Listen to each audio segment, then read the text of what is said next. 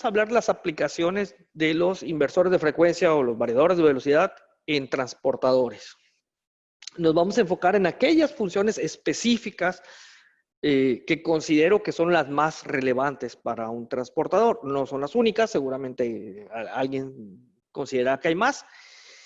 Y por lo tanto, si ustedes creen que pueden aportar algo, serán bienvenidos, sea preguntas, sean comentarios, sean quejas, situaciones. Por favor, compártanla con nosotros. ¿Ok? Bueno, la primera pregunta, ¿qué es un transportador? ¿Qué es una banda transportadora? Y en su momento, pues yo cuando comencé esta presentación dije, bueno, pues debe ser algo sencillo, no debe ser tan complicado. Pero cuando uno se mete ya a la aplicación como tal, entonces se da cuenta uno que no es tan simple y tan sencillo este asunto, sino que hay una infinidad de tecnologías de transportadores. Por eso a la presentación se le llama transportadores y no bandas transportadoras, porque no está limitado únicamente a las bandas.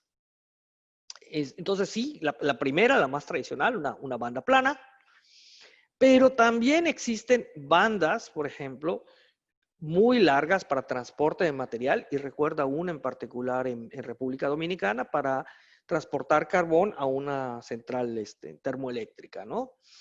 Y es bien interesante porque comienza así como ustedes la ven, y luego los rodillos van como cerrándose, cerrándose, cerrándose, y al final una banda que es abierta se convierte en un tubo.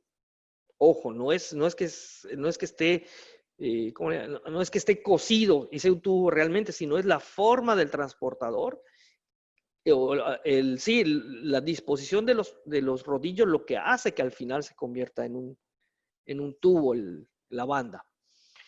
E incluso hay otras donde el propio material se convierte en una banda o en un transportador, como en el caso del papel, porque si vamos, por ejemplo, a una rotativa de papel, realmente es un tren de impresión donde el propio material, que en ese caso es el papel, es el que actúa como transportador, porque es el que está alando el resto del material. Lo mismo en el plástico, lo mismo en las telas. Hay otra clase de transportador que son los de rodillos. Estos son muy utilizados en aplicaciones de granos. Cangilones muy utilizado en la industria alimenticia. Hay de distintas formas, pero todos son así como una canastita, algo que va llevando el material. Hay transportadores de tipo neumático. El que podría más venirme a la mente es, por ejemplo, no sé si se acuerdan de los bancos, que en algunas empresas tienen unos tubos, uno mete un papel, algo dentro de ese tubo, cierra una válvula y viaja el tubo a través, o sea, viaja el recipiente a través del tubo. Entonces, también es se aplica también para lo que son granos. Y hay uno como si fuera una bomba de paletas, literalmente va empujando, va empujando, va empujando, va empujando. También es tubular, solo que ya no es neumático, ya no es por aire, ya no es por vacío, sino es básicamente acción mecánica. Entonces, todas estas aplicaciones todas son transportadores, y todas hay en El Salvador. No hay una que no. Habrá algunas más comunes que las otras, pero todas hay. Bueno, para comenzar hay que decir que un transportador es una aplicación de par constante. ¿Qué quiere decir par constante o torque constante? Quiere decir que el equipo tiene que proveer el 100% de la disponibilidad de la fuerza, del torque, del par, independientemente de la velocidad a la que él vaya. O sea, no importa si está corriendo a una RPM o está corriendo a 1800 RPM o a 900 RPM. No importa. Tiene que estar disponible esto. Si lo utilizas o no, o sea, si, en pocas palabras, si el transportador tiene o no material o cuánto material, esa es otra historia. Pero el equipo está diseñado para que full cargado, a la mínima velocidad, pueda trabajar. ¿Alguien abrió el micrófono? ¿Desea hacer un comentario? ¿Una duda?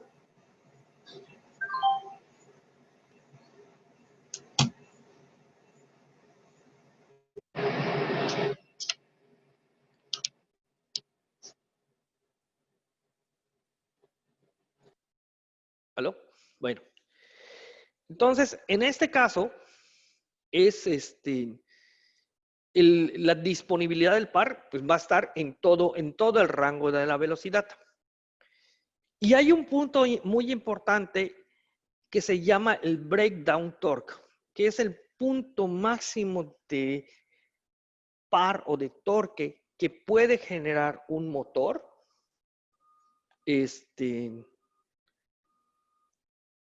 Y arriba de este punto de operación o con un requerimiento mayor de torque, el motor simplemente va a bajar su velocidad y va a marcarte sobrecarga. O sea, no es posible sacarle más fuerza al motor que esto. Cuando hablamos de los BFDs, de los inversores de frecuencia, y decimos torque máximo, ¿y por qué se le da el 150% o el 50% extra de corriente? Es porque estamos trabajando en este punto.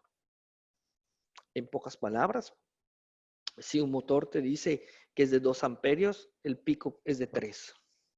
Si tú le pones 4 amperios, el motor no te va a dar más corriente, pero si le pides los 4 amperios se va a quemar.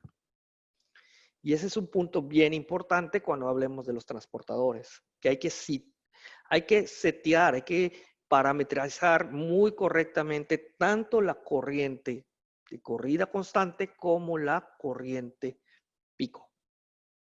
¿Ok?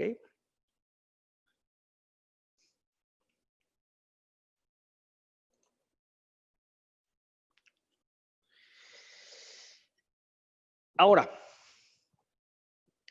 hay dos formas de trabajo en un inversor de frecuencia, o los más comunes ahorita son el escalar y el vectorial.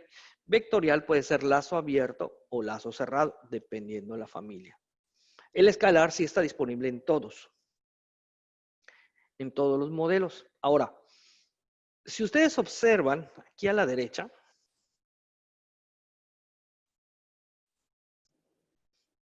a ver, permítame, aquí, hay una zona en la cual no se grafica. Esto quiere decir, es una zona de incertidumbre. En pocas palabras, en esta zona puede que el equipo tenga fuerza, puede que no, pero nadie te lo puede asegurar. Y esto es algo muy común en la forma de operación escalar. Es por definición aquí. Por eso, en algunas aplicaciones, cuando un transportador arranca cargado y tienes configurado el inversor en modo escalar, le tienes que subir la velocidad. Arranca y después que arrancas se las bajas y puedes bajarlo bastante, pero ya es porque rompiste la inercia. Pero si tratas de arrancar en baja velocidad en modo escalar, estando cargado el transportador, es probable que no arranque. ¿Ok? Ahora, cuando estamos trabajando en modo escalar, el inversor te va a dar toda la corriente que pidas, pero no va a compensar nada. No va a ser un esfuerzo extra por el motor. Así que, ¿qué tanto o qué tan grande es esta zona de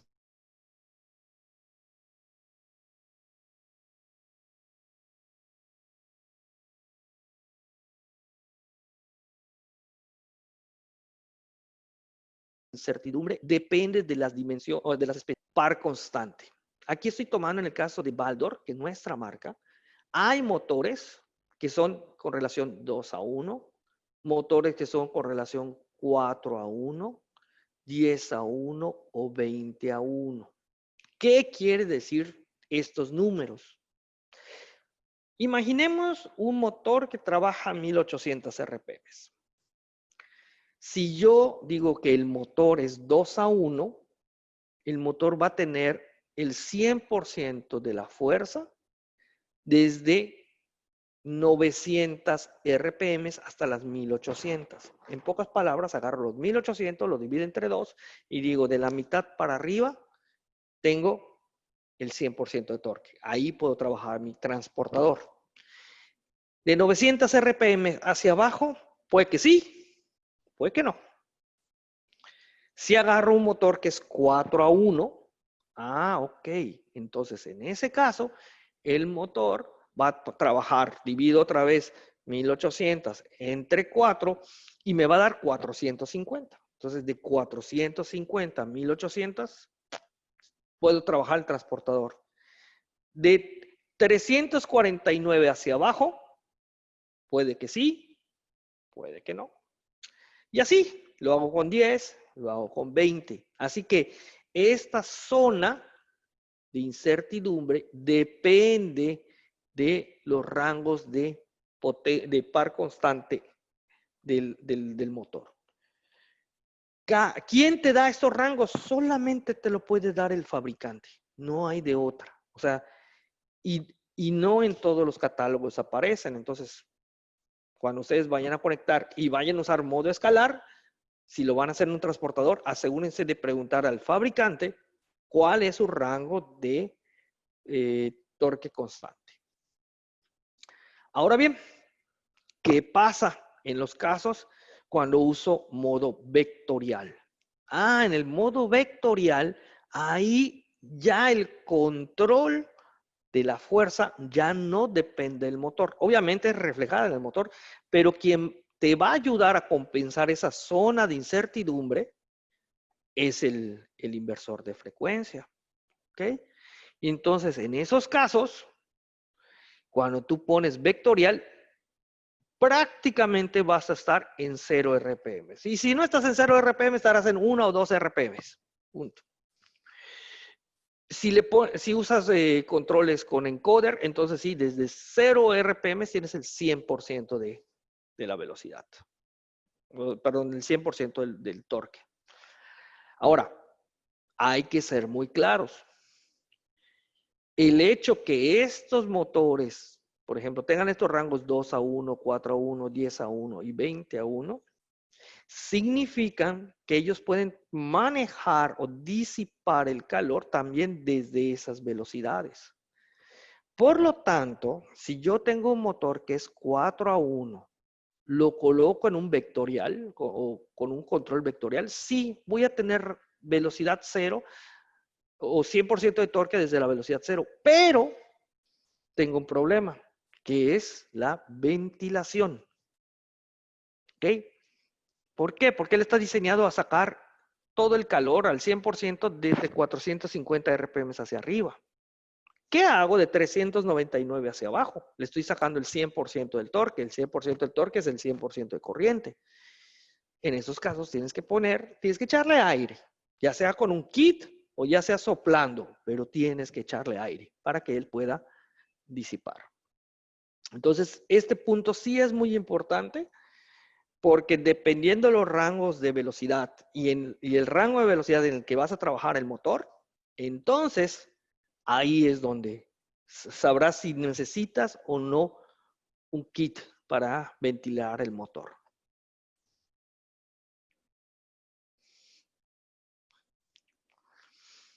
Otra aplicación que es bastante, o más bien la primera función que es bastante útil en un transportador es lo que nosotros le llamamos la velocidad baja o de yogueo. Y en este caso es muy simple.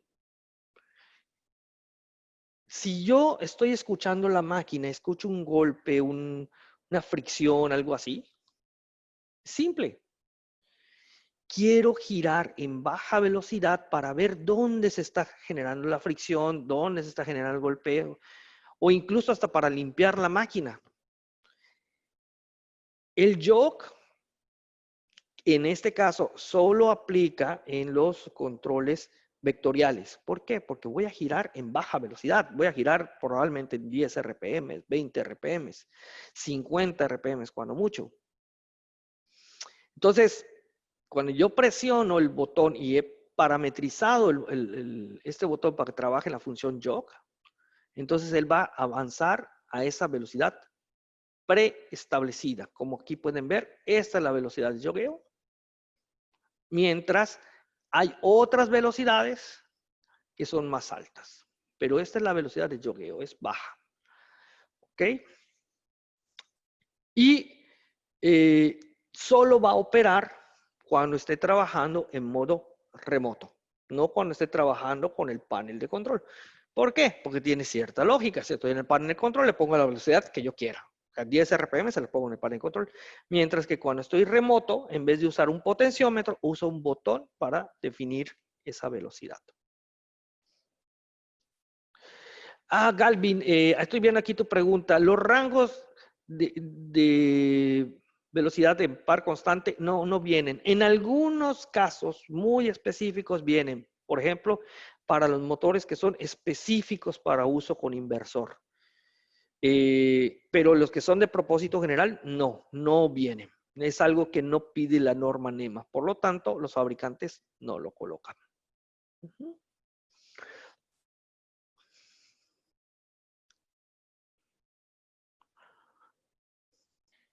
De nada, Galvin. Otra función puede ser que, vamos a suponer, yo tengo una caja y quiero que pare siempre en el mismo punto, siempre en el mismo punto. En condiciones ideales, si yo quiero un paro exacto, tendría que usar un servo. Sin embargo, a lo mejor tú quieres que pare ahí, por ejemplo, para que un pistón empuje una caja. ¿Ok? Entonces, si varía el posicionamiento, no sé, 1 milímetro, 2 milímetros o 3 milímetros, no es tan determinante. No es como en un, por ejemplo, en un blister de medicinas, que si te mueves 3 milímetros, pues ya la pastilla cayó fuera. No. Aquí sí podemos posicionar de una manera burda, pero lo puede hacer el equipo. Entonces, aquí lo que se hace es, tú pones un sensor, vamos a llamar así, y haces girar el transportador a todo lo que da. Cuando llegue la carga a cortar el sensor, este va a recorrer un tiempo predefinido. Un tiempo predefinido para que pare en un cierto lugar, que sería el punto B. ¿Ok? O más bien el punto C. Ahora bien, ¿qué pasa? Como lo vas a hacer en el peor caso, pues va a tardar, vamos a suponer, la rampa de frenado 10 segundos o 5 segundos, lo que sea, para que pare en ese punto. ¿Qué pasa si estoy girando ya no al 100% de la velocidad? Estoy girando al 80% de la velocidad. El equipo se da cuenta. Por lo tanto, cuando llega a la caja, él dice, ok, ya no puedo tardar los 5 segundos que paro cuando estoy a plena velocidad. Entonces, el propio equipo hace su compensación y a lo mejor va a girar ahora 7 segundos para parar en el mismo punto. ¿Ok? Es algo, una compensación de velocidad y tiempo matemática que hace el equipo. ¿Estamos? Entonces, si bien no es un servo, no lo es, no aspiramos a resolver el problema de un servo con esto, pero sí nos puede ayudar para posicionar una caja, no sé, un producto, cualquier cosa que queramos.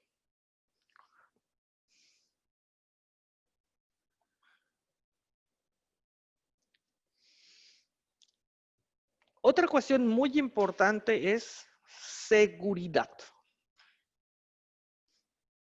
Particularmente me ha tocado, tengo amigos que pues han perdido uno, dos, tres dedos, se han lastimado en ciertas máquinas.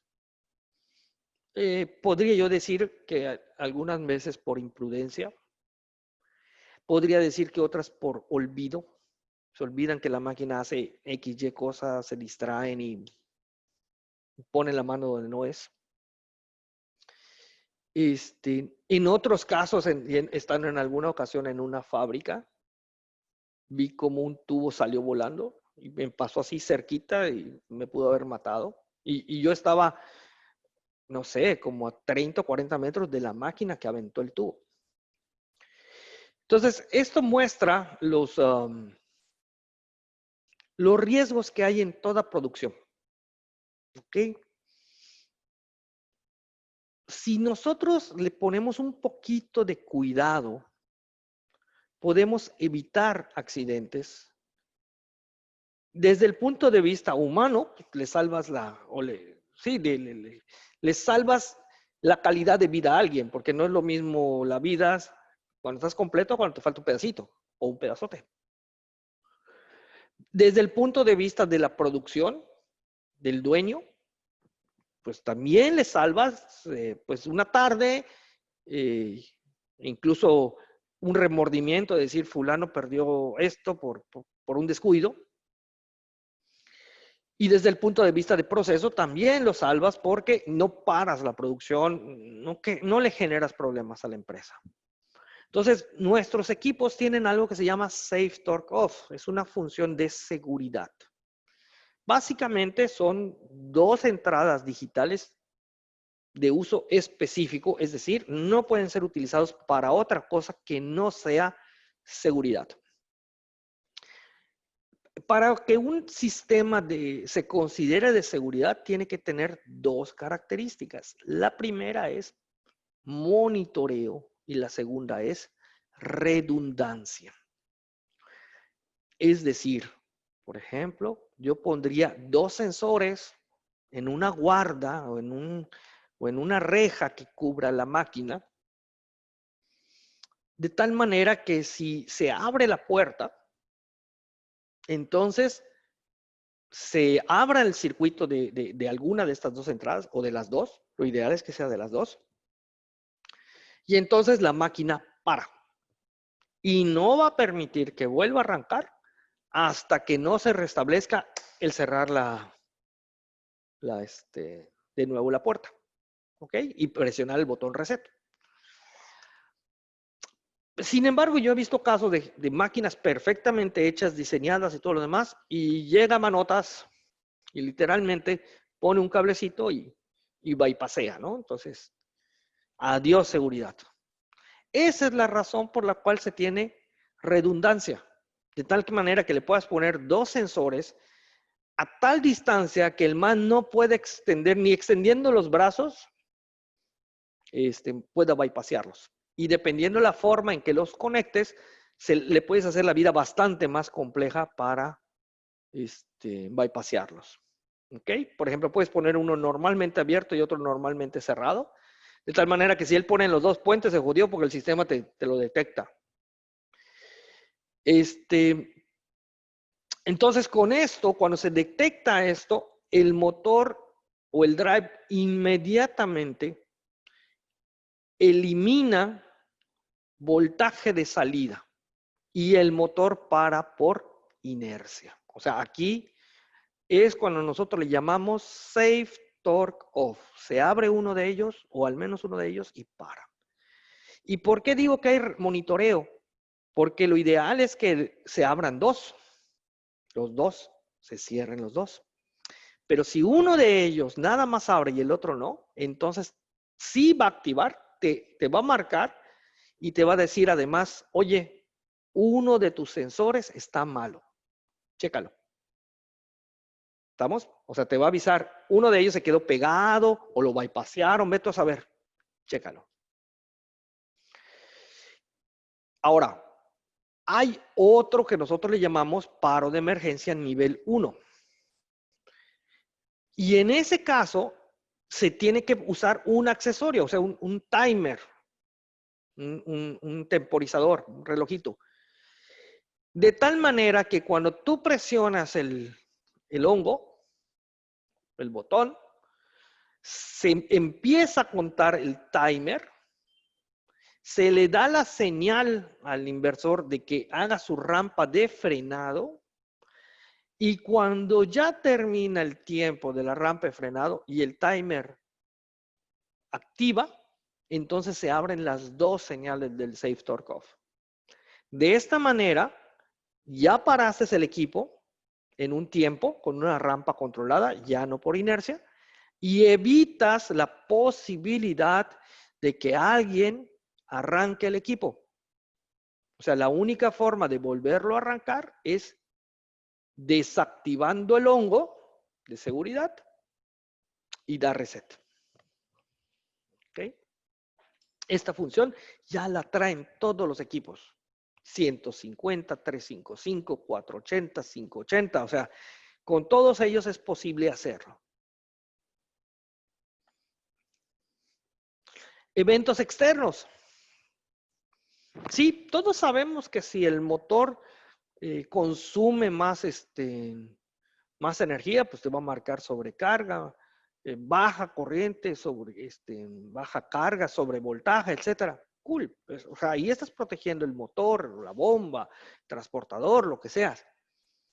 Pero hay eventos externos a nuestro transportador en el cual valdría la pena incorporarlos a la lógica de operación. O sea, veamos, ¿realmente vale la pena que un transportador esté girando si no hay producto que transportar? Claramente no. ¿Qué pasa si, por ejemplo, este transportador está llevando botellas vacías para envasar cerveza y la envasadora está detenida? Entonces, ¿para qué llevo material? Si lo que va a hacer, pues no puede hacerlo. O si de donde tomo el material está detenido o está en falla. ¿Ok? O sea, si yo dije voy a producir 1000 cajas, ya llegué a las 1000, no tiene caso que el transportador siga operando. ¿Ok? Cuando digan, ok, ya procesamos estas 1000, hagamos el siguiente lote, ok, ahí sí, pero cuando ya están en las 1000, ¿para qué desperdiciar energía? Entonces, una forma de hacerlo son con las llamadas fallas externas o eventos externos. En los ACS 150 y 355 se le llama fallas externas. Y en el 480 y en el 580 a la misma función se le llama eventos externos. En el 150 y 355 tienes oportunidad de ligar 2 eventos externos y en las otras familias 5. De tal manera que cuando tú, por ejemplo, accionas una entrada digital, y esa entrada digital puede ser a través de un selector, de un switch o de un relé de la otra máquina, también es válido, o del PLC. Entonces te va a decir, oye, falla tal evento, falla evento 1, por ejemplo. Eso así va a aparecer en el ACS 150 y en el ACS 355. En el ACS 480 y 580 puede aparecer así. De hecho, así aparece por omisión, pero hay una diferencia. En estas nuevas familias, yo puedo cambiar los mensajes. Yo puedo personalizar los mensajes.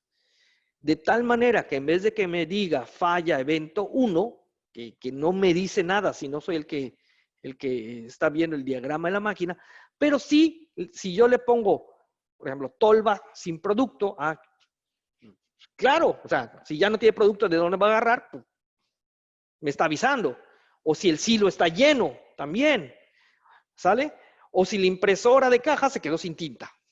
Entonces, no es el mismo sentimiento que tiene alguien que no tiene que ser experto en nuestros equipos, pero sí experto en su producción. No es lo mismo ver que el equipo dice falla a decir alguno de estos mensajes. O sea, claramente el tipo dice, si la tolva no tiene producto fulano, llénala, punto, se acabó. No se estresa, no le causa un problema. Pero el ligar estas cuestiones es muy útil. Y como pueden ver, desde las familias previas ya se traen. Ahora, las nuevas traen más ventajas que las otras, ¿no? Ahora, en algunos transportadores, por ejemplo, para dar un ejemplito, te dicen, bueno, vamos a poner 1000 botellas en esta. O sea, viene el transportador y luego se puede subdividir, por ejemplo, en otros tres transportadores. Entonces hay como puede haber, no estoy diciendo que haya, pero puede haber como un bracito o un desviador, así como en los ferrocarriles, para ir enviando el producto a una u a otra, a otro transportador. Entonces, claramente, la primera impresión dice uno, bueno, puede ser un PLC o puede ser un relevador programable para que yo pueda hacer esa secuencia. ¿Sí? Es una opción. Otra opción es utilizar el PLC que tiene adentro estos equipos, el ACS 355, el 480 y el 580. Si ustedes asistieron a la charla de la semana pasada, habrán visto cómo se programa este PLC. Es muy básico, no es complejo, pero es muy útil. Entonces, puedo hacer secuencias y con esas secuencias decirle, tú te vas para acá, tú te vas para allá, vas a funcionar tanto tiempo en esta cuestión. Por ejemplo, vas a girar a 800 RPM 5 minutos, luego vas a girar a 1200 a otros 3 minutos, luego vas a invertir sentido de giro, etc. Entonces, estas secuencias las podemos construir acá. Y la HMI perfectamente puede graficar. En este caso usé un ACQ, pero es perfectamente válido con el ACS 480 y 580, es el mismo panel. Y se puede ver cómo la secuencia que está aquí arriba, la estoy reproduciendo aquí abajo. Por lo tanto, ya no necesitamos una HMI externa, el equipo ya la tiene. ¿Ok?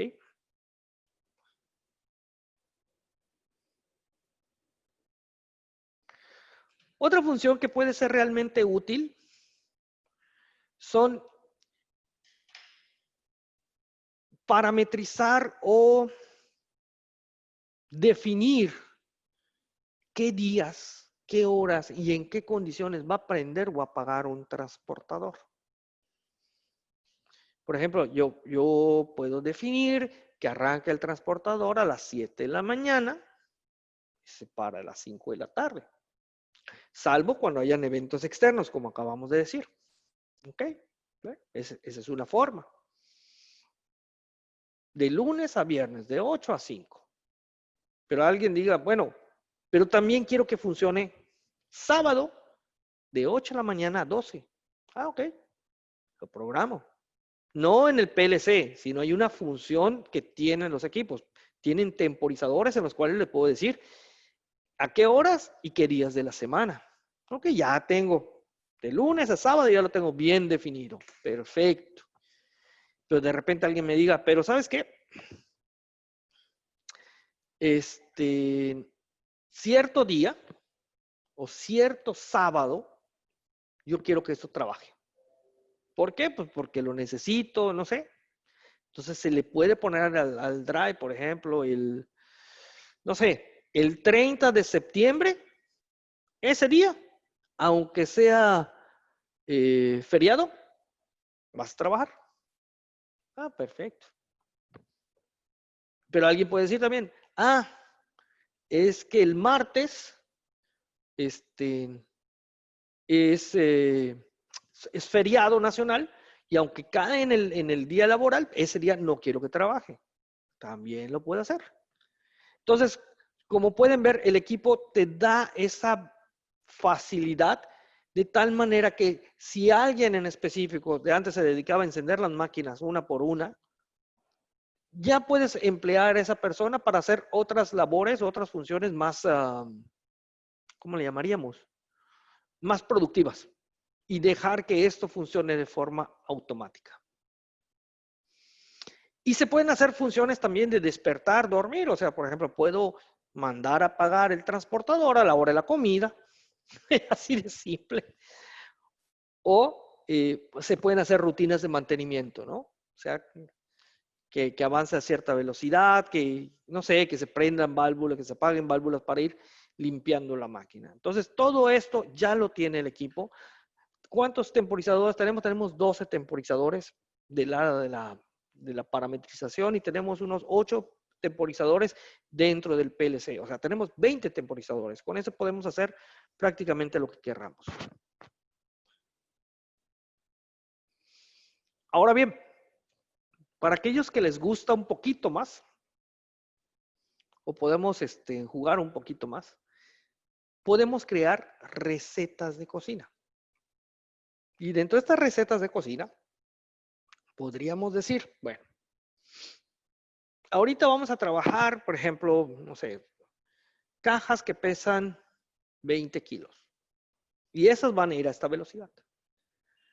Pero mañana vamos a trabajar cajas que pesan 10 kilos y van a esta otra velocidad. Y pasado vamos a trabajar cajas que pesan 50 kilos y van a ir a esta otra velocidad. En vez de estar cambiando tiempos, velocidades, aceleraciones, etcétera, etcétera, etcétera, simple.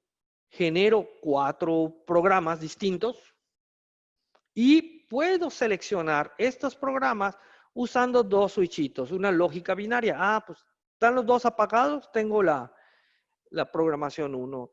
Uno encendido y el otro apagado, la 2. El primero apagado y el segundo encendido, la 3. Y los 2 encendidos, la 4. Eso es.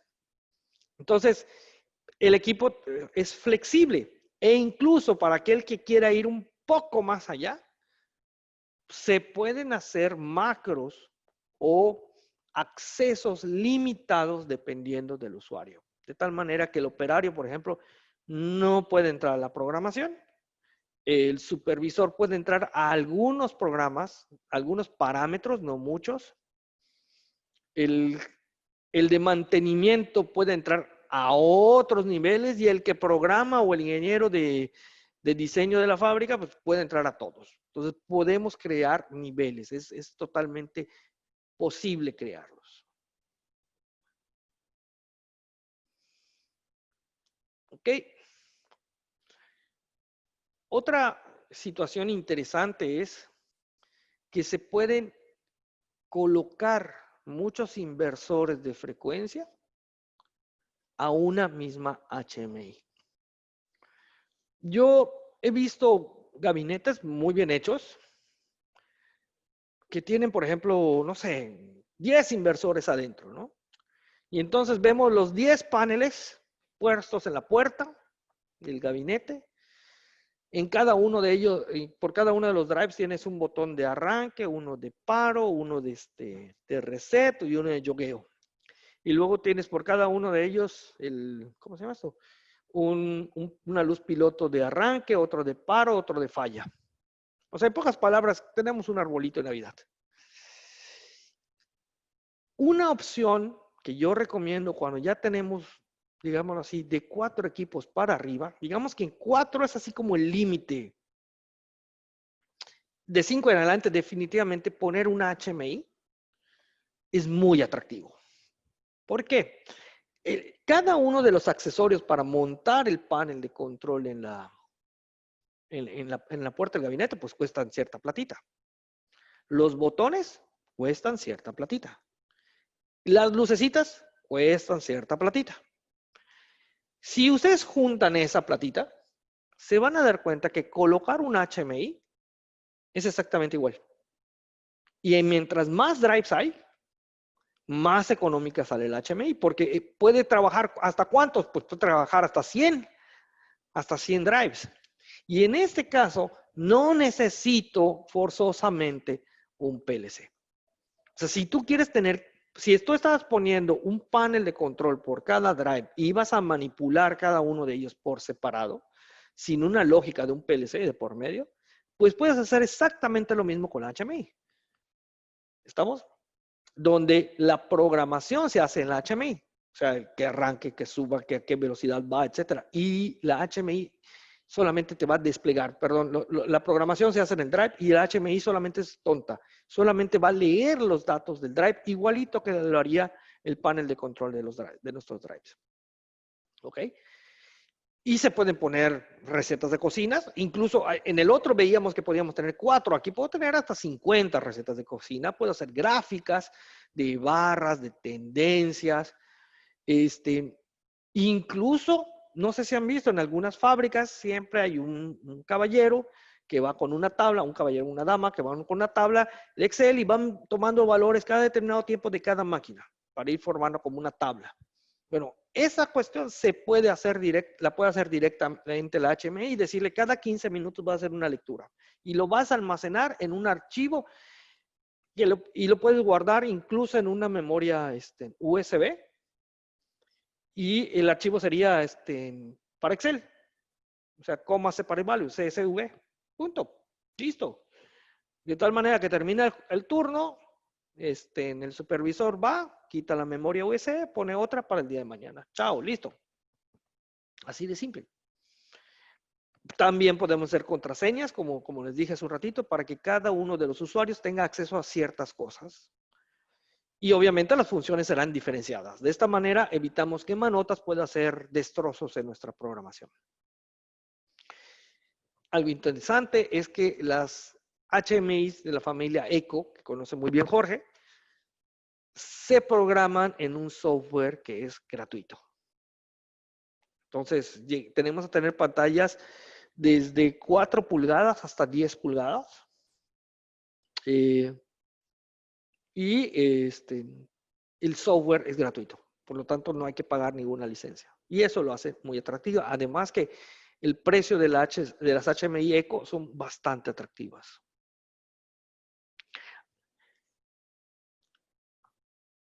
Ahora, los sistemas de lazo cerrado o llamados PID.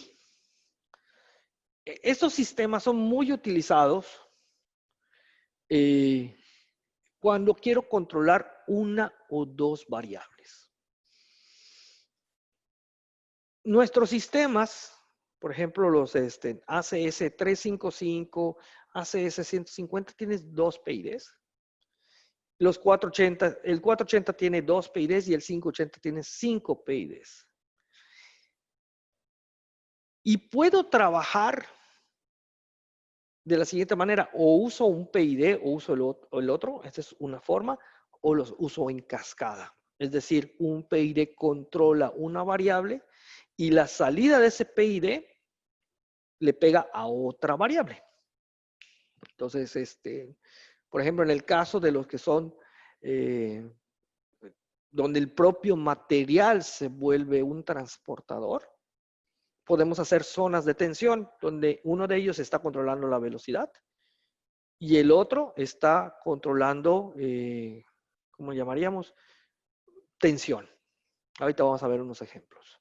Pero básicamente, ¿qué es el PID? El PID es como nuestros aires acondicionados. Tengo un punto de referencia o set point y tengo algo que lee, que es la retroalimentación. Entonces, le doy una referencia, el motor mueve el transportador y controla la variable. En este caso, por ejemplo, podría ser par, torque. Ahorita vamos a hacer unos ejemplos muy bonitos.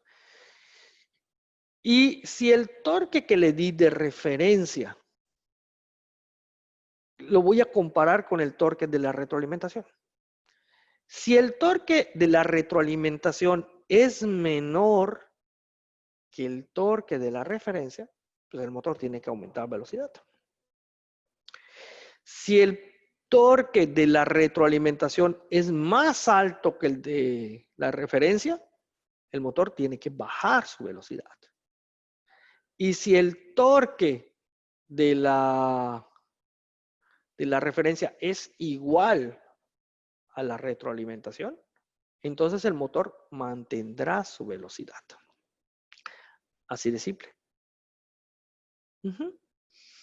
Esto es un PID, que quiere decir control proporcional, integral y derivativo. ¿Ok?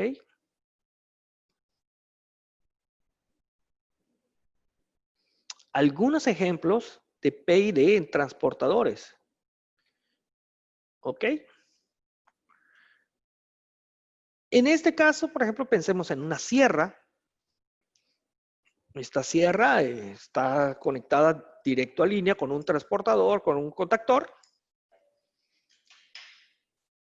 Y le vamos a estar midiendo la corriente. ¿Ok? Y entonces, esa corriente, esa referencia de velocidad, es la que me va a servir, o más bien esa referencia de corriente es la que me va a servir. ¿Ok? ¿Yo qué es lo que quiero? Que si el transportador está alimentando, supongamos, madera, si la madera está muy dura, ¿qué va a ocurrir con el motor de la sierra? Su corriente va a aumentar. Entonces ahí puedo poner un PID en el drive de tal manera que yo le ponga referencia. Ok, referencia va a estar al 80% de la corriente del motor. No, la idea es que no estés ni más ni menos. Cool. Comparo el 80%, por ejemplo, que pueden ser, vamos a poner 10 amperes. La retroalimentación del sensor de corriente son 6 amperios. Ok, el transportador puede ir más rápido, o sea, puedo alimentar más rápido la madera. Ya se subió, ya no estoy en 6, ahora ya estoy en 10.1 o ya estoy en 11 amperios y mi referencia es 10. Claramente el transportador baja la velocidad para que la madera sea alimentada o la sierra ya no tenga tanta carga para cortar. Entonces, esta es una forma en la cual el sistema puede trabajar con un transportador. Esto es muy utilizado, por ejemplo, en los ingenios. Muy utilizado en los aserraderos, igual. En los molinos de piedra, igual. Entonces, es una aplicación bastante común. ¿Ok?